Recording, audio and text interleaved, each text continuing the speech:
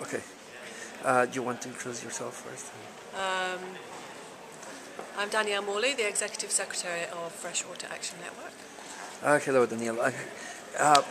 How was yesterday, the first day of the event? Do you feel that your expectations have been met so far? Yeah, I took part in a panel, the global panel on human rights to water, food and energy security, and that went really well.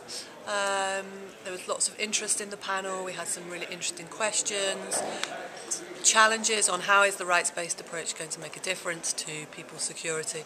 On the whole, there was a consensus that we have these international obligations already enshrined in law, and it's going to become more and more useful and important to make sure that that people are able to act to enforce their rights, and that community empowerment is an important part of that dimension. Okay, and what do you expect for the rest of the event? I expect for the rest of the event that the messages that came out of that panel on human rights continue. We continue to hear it through the conference, and we have been hearing from different speakers about the importance of creating a more just society, a more equitable society. So I'm hoping that message continues through today. I'm expecting today we're going to hear quite a bit about the land grabs and the water grabs and the problems that that's having in Africa in particular. And I'm expecting as an outcome from this conference that we will have some well thought through direct messages that we all believe in, that we can use for our advocacy and our work leading up to Rio+20. Okay, do you feel that as civil society, do we have pretty good chances that our messages are going to be incorporated in the Rio+20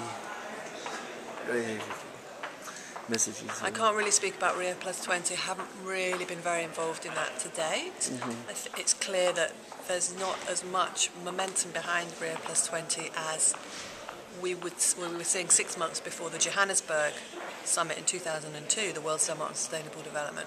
There was a lot of energy around that. I don't think we're seeing the same level of commitment and energy from civil society for this process, because a lot of people have lost faith in the international governance, the way in which we are, as a global community, managing and monitoring our commitments to sustainable development is pretty poor, and I think people have lost a bit of faith in the system. And as a result of that, we're seeing just less degrees of engagement from civil society.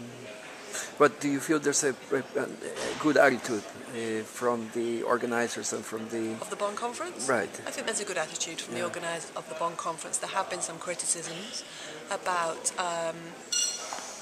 there hasn't been as much diversity of voices on the panels and the speakers as we were expecting, and that is right for a conference like this, and that's true.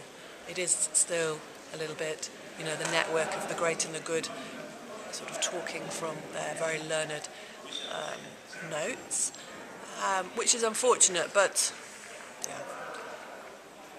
Okay. Well, thank you very much. Okay.